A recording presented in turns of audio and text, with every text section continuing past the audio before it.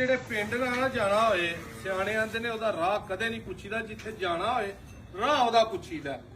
ਇਹ ਭਾਈ ਇੱਕ ਡਸਕਾ ਤੋਂ ਨੇ ਆਪੀ ਬਾਹਰ ਨੇ ਉਹਨਾਂ ਆਖਿਆ ਸੀ ਸਾਨੂੰ ਝੋਟੀ ਦੀ ਚੁਆਈ ਦੀ ਵੀਡੀਓ ਘੱਲੋ। ਝੋਟੀ ਹੈ ਦੂਜਨ, ਮੂੰਹ ਤੁਸੀਂ ਵੇਖ ਲਵੋ ਸੋਹਣੀ ਹੈ, ਸਾਰੇ ਆਰ ਪੂਰੇ ਨੇ। ਇਸ ਟਾਈਮ ਝੋਟੀ ਦੇ ਕੋਲ ਦੁੱਧ ਦੇ 18 ਤੋਂ 20 ਕਿਲੋ। 20 ਕਿਲੋ ਨੂੰ ਨਾ ਕਈ ਲੋਕ ਮਜ਼ਾਕ ਸਮਝਦੇ ਨੇ ਕਿ ਯਾਰ ਇਹ ਹੋਰੇ ਮਜ਼ਾਕ ਹੈ, ਵੀ ਹੁੰਦਾ ਨਹੀਂ, ਜਾਂ ਕੋਈ ਦਵਾਈ ਲਾਉਂਦੇ ਨੇ, ਕੋਈ ਨੁਸਖਾ ਦਿੰਦੇ ਨੇ ਤਾਂ ਇੰਨਾ ਦੁੱਧ ਬਣ ਜਾਂਦਾ।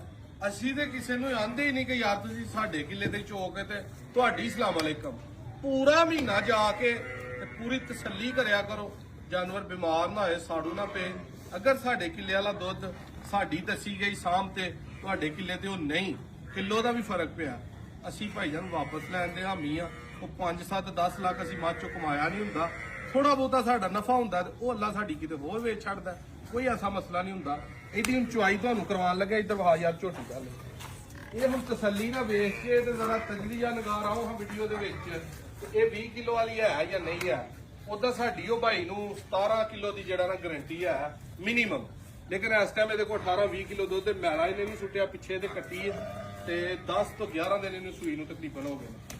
10 ਵੀ ਨਹੀਂ 8 ਦਿਨ ਹੋਏ ਹੋਣਗੇ ਤਕਰੀਬਨ, ਕਿਉਂਕਿ ਪਿਛਲੀ ਗੱਡੀ ਆਈ ਸੀ ਇਹਦੀ ਵੀਡੀਓ ਵੀ ਲਾਈ ਸੀ। ਇਹਨੂੰ ਖੋਲ ਕੇ ਯਾਰ ਜਰਾ ਹਾਂ ਇੱਧਰ ਲਿਆ ਕੇ ਕੱਟੀ ਕਿਹੜੀ ਹੈ ਇਹਦੀ ਪਰਲੀ ਐ ਲਈ ਖੋਲ ਤੂੰ ਕੱਟੀ ਜਰਾ।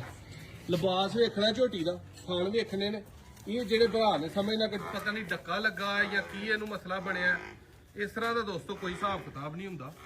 ਪੂਰੇ ਟਾਈਮ ਤੇ ਚੁਆਈ ਹੁੰਦੀ ਹੈ। ਜਿਹਨੂੰ ਗਿਲਾ ਸ਼ਿਕਵਾ ਹੁੰਦਾ ਉਹਨੂੰ ਕਿਹਾ ਕਿ ਕਹੀਦਾ ਕਿ ਯਾਰ ਖੁਦ ਇੱਕ ਦਫਾ ਆ ਕੇ ਚੁਆਈ ਕਰ। ਫੁੱਲ ਵੱਡੇ ਕੱਦ ਦੀ ਝੋਟੀ ਹੈ, ਜਿਹਨੂੰ ਫੁੱਲ ਵੱਡੇ ਕੱਦ ਦੀ ਆਖੀਦਾ।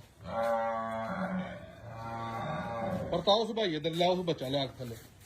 ਥਣ ਲੱਗਾ ਹੈ ਕਰਮਾਂ ਵਾਲੀ ਨੂੰ ਪੂਰਾ ਮੁੱਠ ਮੁੱਠ ਤੇ ਪਾਵਰੀ ਆ ਪਿੱਛੇ ਕੱਟੀ ਸੋ।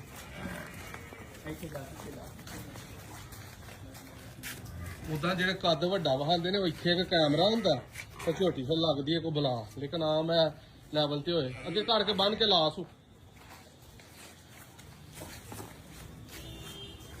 ਬੱਚਾ ਲੱਗ ਗਿਆ ਥੱਲੇ ਪਸਮਾਨ ਲਈ, ਝਟਦੀ ਹੈ ਵੀ ਝੋਟੀ ਬੱਚੇ ਨੂੰ।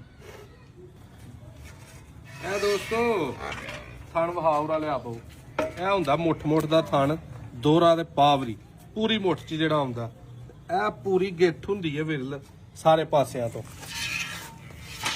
ਕੋ ਬੱਚਾ ਵੀ ਬਹੇਗਾ ਨਾ ਥੱਲੇ, ਜਿਹਨੇ ਕਦੀ ਮਾਈ ਨਹੀਂ ਚੋਈ ਉਹ ਵੀ ਪੋਲੀ ਰੱਖ ਕੇ ਚੋਏਗਾ।